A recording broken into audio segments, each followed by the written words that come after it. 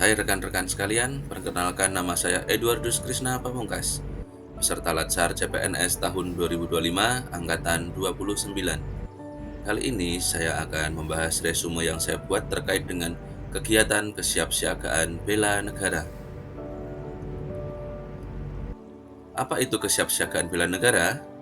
Kesiapsiagaan bela negara adalah keadaan siap siaga yang dimiliki oleh seorang, baik secara fisik, mental, maupun sosial, dalam menghadapi situasi kerja yang beragam yang dilakukan berdasarkan kebulatan sikap, tekad, dan perilaku warga negara yang dilakukan secara ikhlas, sadar, dan disertai kerelaan berkorban sepenuh jiwa raga yang dilandasi oleh kecintaan terhadap NKRI berdasarkan Pancasila dan UUD 1945 untuk menjaga, merawat, dan menjamin kelangsungan hidup berbangsa dan bernegara.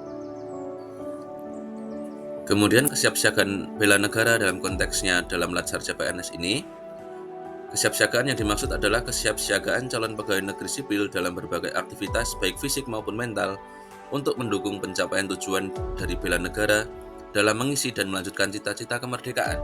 Nah, ini bentuknya adalah kemampuan setiap CPNS untuk memahami dan melaksanakan kegiatan olah rasa, olah pikir, olah tindak dalam pelaksanaan kegiatan keprotokolan seperti tata tempat, tata upacara, dan tata penghormatan yang berlaku. Untuk aplikasinya, ini pembinaan pola hidup sehat, pelaksanaan kegiatan pembinaan dan latihan ketangkasan fisik, dan pembinaan mental lainnya yang disesuaikan dan berhubungan dengan kebutuhan serta ruang lingkup pekerjaan, tugas dan tanggung jawab serta hak dan kewajiban PNS di berbagai lini dan sektor pekerjaan. Kemudian nilai dasar bela negara. Ada beberapa nilai yang menjadi nilai-nilai dasar dari bela negara ini. Pertama, cinta tanah air. Kedua, kesadaran berbangsa dan bernegara. Ketiga, yakin akan Pancasila sebagai ideologi negara. Keempat, rela berkorban untuk bangsa dan negara. Dan kelima, memiliki kemampuan awal bela negara. Kemudian, kegiatan kesiapsiagaan bela negara ini terdapat 5 kegiatan. Pertama, baris berbaris dan tata upacara. Kedua, keprotokolan. Ketiga, kewaspadaan diri. Keempat, membangun tim. Dan kelima, Caraka Malam dan Api Semangat Bela Negara atau ASBN. Kegiatan pertama, baris berbaris. Ini merupakan wujud latihan fisik. Diperlukan guna menanamkan kebiasaan dalam tata cara hidup dalam rangka membina dan kerjasama antar peserta Latsar. Salah satu dasar pembinaan disiplin adalah latihan baris berbaris. Tujuan utama baris berbaris adalah disiplin prima dan kebersamaan dan kerjasama. Manfaat dari baris berbaris adalah menumbuhkan sikap jasmani yang tegap dan tangkas, rasa persatuan, disiplin, sehingga dengan demikian peserta Latsar CPNS senantiasa dapat mengutamakan kepentingan individu secara tidak langsung, juga menanamkan rasa tanggung jawab. Dalam kegiatan baris berbaris ini terdapat beberapa aba-aba dan gerakan dalam peraturan baris berbaris. Pertama ada aba-aba, lalu ada langkah biasa, langkah tegap, langkah defile, langkah ke depan, langkah ke belakang, langkah lari, langkah ke samping, sikap sempurna, sikap istirahat, dan periksa kerapihan. Kegiatan kedua adalah keprotokolan. Pengertian protokol ini dapat kita lihat dalam Undang-Undang Nomor 8 Tahun 1987 yang dikatakan serangkaian aturan dalam acara kenegaraan atau acara resmi yang meliputi aturan mengenai tata tempat, tata upacara, dan tata penghormatan kepada seseorang sesuai dengan jabatannya atau kedudukannya dalam negara, pemerintah, ataupun masyarakat. Yang kemudian disempurnakan lagi melalui Undang-Undang Nomor 9 Tahun 2010 tentang keprotokolan, bahwa keprotokolan adalah serangkaian kegiatan yang berkaitan dengan aturan dalam acara kenegaraan atau acara resmi yang meliputi tata tempat, tata upacara, dan tata penghormatan sebagai bentuk penghormatan kepada seseorang sesuai dengan jabatan dan atau kedudukannya dalam negara, pemerintahan, atau masyarakat. Terkait dengan keprotokolan ini juga terdapat aturan terkait dengan upacara bendera. Upacara bendera adalah upacara pengibaran bendera kebangsaan yang diselenggarakan dalam rangka peringatan hari-hari besar nasional yang ditetapkan dengan keputusan Presiden, Hari Pendidikan Nasional, Hari Kebangkitan Nasional, Hari Ulang Tahun Proklamasi Kemerdekaan Republik Indonesia, Hari Kesaktian Pancasila, Hari Sumpah Pemuda, Hari Pahlawan, dan Hari Ibu. Selain itu juga ada upacara bendera pada acara kenegaraan, upacara bendera pada acara resmi, upacara bukan upacara bendera, dan lain sebagainya. Selain tata upacara, keprotokolan juga terkait dengan tata tempat. Dalam pasal 1 ayat 7 Peraturan Pemerintah Nomor 62 Tahun 1990, definisi tata tempat adalah aturan mengenai urutan tempat bagi pejabat negara, pejabat pemerintah, dan tokoh masyarakat tertentu dalam acara kenegaraan atau acara resmi. Tata tempat pada hakikatnya juga mengandung unsur-unsur siapa yang berhak lebih didahulukan dan siapa yang mendapat hak menerima prioritas dalam urutan tata tempat. Orang yang mendapat tempat untuk didahulukan adalah seseorang karena jabatan, pangkat, atau derajat di dalam pemerintahan atau masyarakat. Kemudian aturan dasar tata tempat. Orang yang berhak mendapat tata urutan yang pertama adalah mereka yang mempunyai jabatan tertinggi yang bersangkutan mendapatkan urutan paling depan atau paling mendahului. Kemudian jika menghadap meja, maka tempat utama adalah yang menghadap ke pintu keluar dan tempat terakhir adalah tempat yang paling dekat dengan pintu keluar. Kemudian pada posisi berjajar pada garis yang sama, tempat yang terhormat adalah tempat paling tengah atau tempat sebelah kanan luar, atau rumusnya posisi sebelah kanan pada umumnya selalu lebih terhormat dari posisi sebelah kiri. Lalu posisi kalau genap urutannya adalah sebagai berikut, berarti yang paling tinggi jabatannya ada di tengah dan di kanan. Kalau ganjil yang paling tertinggi adalah yang berada di paling tengah. Bisa dilihat dalam gambar. Di situ ketua DPR itu ada di paling tengah dengan posisi ganjil. Berdasarkan bahan ajar Sandra Irawanto tahun 2015 terkait dengan pengaturan tata tempat posisi berdiri, jadi di situ ada poin-poinnya.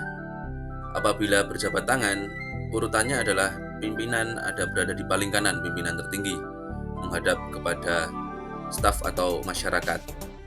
Kemudian kalau posisi tidak berjabat tangan, seperti pada gambar tersebut, posisi Bapak Presiden ada di bagian pusat, di bagian tengahnya. Itu untuk bila tidak berjabat tangan. Kemudian dalam posisi duduk, atau dalam contoh adalah dalam rapat meja bentuk U, di sini pimpinan berada di tengah. Kemudian untuk staf ataupun dari pihak-pihak kepentingan yang lain berada di sisi kanan dan sisi kirinya. Seperti dalam gambar tersebut, Bapak Presiden ada di tengah-tengah. Lalu kemudian kalau dalam bentuk meja bulat, posisi bisa dilihat dalam gambar tersebut, posisi 1 atau posisi pimpinan tertinggi selalu juga berada di tengah. Kemudian dalam pertemuan atau tatap muka dengan bentuk ruangan seperti teater, di situ dapat dilihat posisinya bahwa pimpinan tertinggi ada di panggung, ada di atas, dia sebagai pusatnya di center, di tengah tetapi agak di sebelah kanan. Lalu kemudian untuk pimpinan-pimpinan yang lain ada di bagian paling pinggir di tempat berjalan, seperti pada posisi gambar tersebut. Kemudian aturan dasar tata tempat apabila naik kendaraan bagi menteri atau kepala LPNK atau seseorang yang mendapat tata urutan paling utama. Dapat dilihat di sini ada bila di pesawat udara naik paling akhir, turun paling dahulu. Di kapal laut juga naik dan turun paling dahulu. Kemudian di kereta api naik dan turun paling dahulu. Apabila di mobil naik dan turun paling dahulu. Kemudian orang yang paling dihormati selalu datang paling akhir dan pulang paling dahulu. Lalu juga ada jajar kehormatan atau receiving line. Kemudian orang yang paling dihormati harus datang dari sebelah kanan dari pejabat yang menyambut. Bila orang yang paling dihormati yang menyambut tamu, maka tamu akan datang dari arah sebelah kirinya. Kemudian di sini ada contoh aturan tata tempat bagi pejabat negara atau pejabat pemerintahan di pusat, lalu bagi para menteri, kemudian juga bagi pejabat negara atau duta besar atau kepala perwakilan negara asing. Lalu juga ada pegawai negeri sipil dan mantan pejabat negara atau pejabat pemerintah atau tokoh masyarakat tertentu. Kemudian apa itu tata upacara?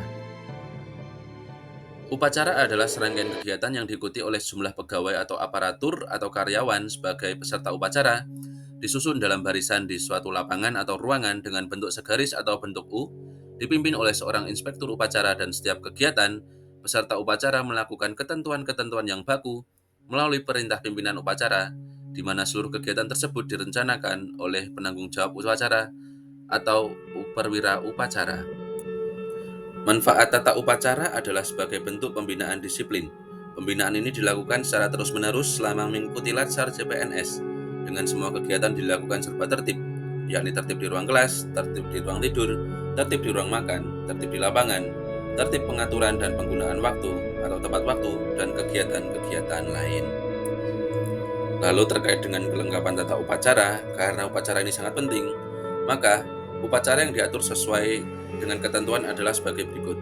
Harus ada perwira upacara, komandan upacara, inspektur upacara, pejabat lain sesuai dengan kebutuhan, misalnya perlengkapan, keamanan, dan lain-lain sesuai dengan kebutuhan. Kemudian, kegiatan kesiapsiagaan bela negara yang lain adalah kewaspadaan dini. Kewaspadaan dini adalah kemampuan yang dikembangkan untuk mendukung sinergisme penyelenggaraan pertahanan militer dan pertahanan militer secara optimal, sehingga terwujud kepekaan, kesiagaan, dan antisipasi setiap warga negara dalam menghadapi potensi ancaman. Di sisi lain, kewaspadaan dini dilakukan untuk mengantisipasi berbagai dampak ideologi, politik, ekonomi, sosial, dan budaya yang bisa menjadi ancaman bagi kedaulatan, keutuhan NKRI, dan keselamatan bangsa. Implementasi dan aplikasi kewaspadaan dini. CPNS memiliki kewajiban untuk ikut mengantisipasi ancaman terhadap integritas nasional dan tegaknya kedaulatan negara kesatuan Republik Indonesia.